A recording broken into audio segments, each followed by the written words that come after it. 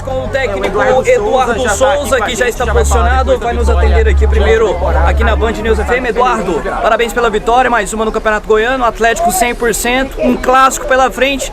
As suas avaliações e impressões do jogo de hoje e o que você projeta aí para a sequência do Campeonato Goiano.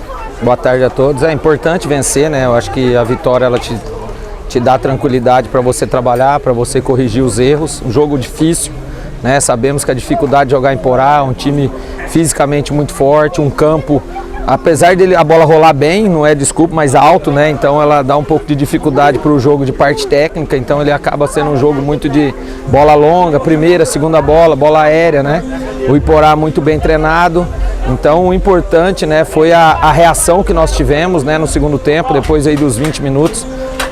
Tivemos o pênalti e depois mais 2 gols, então a gente fica contente pelo desempenho. Hoje eu não posso avaliar jogadores individualmente, né? Até falei para eles tecnicamente, no caso. Porque é um jogo que tecnicamente você perde um pouco, você tem mais a disputa, é parte tática, então isso aí nós vamos avaliar, nós vamos corrigir. Tomada de decisão, foi um jogo que eu falei muito para eles em termos de concentração, porque é um jogo como você tem que tomar decisão, o campo às vezes a bola não vai, então você tem que tomar decisão, o adversário atrás da linha da bola. E projetando já o jogo, mais um clássico, né? O segundo clássico em 4 rodadas, o terceiro jogo fora de casa, mas nós estamos preparados, conseguimos trabalhar os atletas que ficaram, né? Demos minutagem aqui hoje para o Léo, demos minutagem para o Mikael, então é importante que o grupo vai se fortalecendo. Ô Eduardo, eu queria te perguntar de um lance específico, que foi o pênalti do Ayrton, né? Eu queria primeiro saber se você chegou a ver o vídeo, se você tem a certeza de que aquela bola entrou, e se o resultado, né, se essa virada também dá uma maquiada nisso, se na sua visão se apaga o erro da arbitragem, e também o que você estava conversando com o Wilton, né? A gente viu saindo ali, conversando com o Wilton Pereira Sampaio, se foi a respeito desse lance.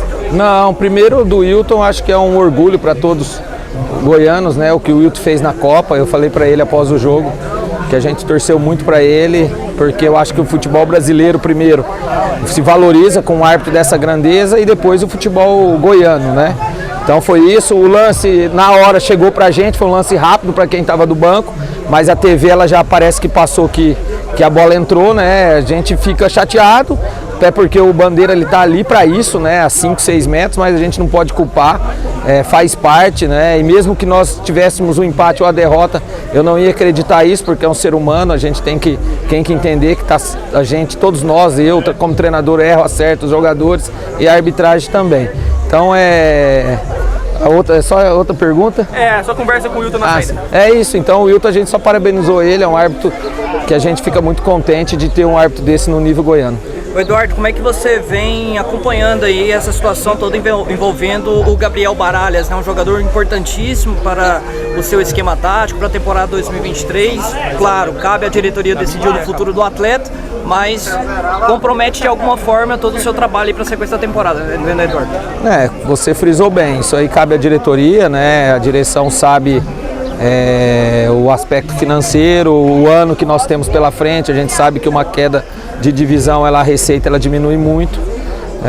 Se vir a concretizar, será uma perda, né? O Baralhas hoje é um jogador, tanto tecnicamente como de grupo, importantíssimo dentro do Atlético, mas o Atlético ele também consegue acertar nas contratações. Eu tenho certeza, se ele acabar saindo, nós vamos buscar outras peças, como foi o Baralhas há 2 anos e meio atrás, né? Claro que nós sabemos que hoje nós precisamos, com a saída dele, de 2 jogadores para a posição, né? Tivemos a volta do Mikael, agora eu não entro nisso, porque isso aí não cabe a mim. Claro que como treinador, se ele sair, nós vamos de um lado ficar muito chateado, porque é um jogador que, como você falou, não só para agora, mas para o ano seria essencial, mas também feliz pelo atleta que nós sabemos tudo que ele passou dentro do clube e tendo uma oportunidade também de voltar à Série A num grande clube brasileiro.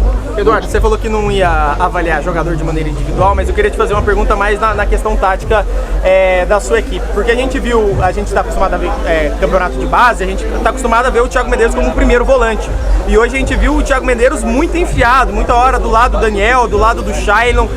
Você pretende utilizar ele dessa maneira? Isso tem a ver talvez com o posicionamento do Haldney também, que vem atuando como primeiro volante.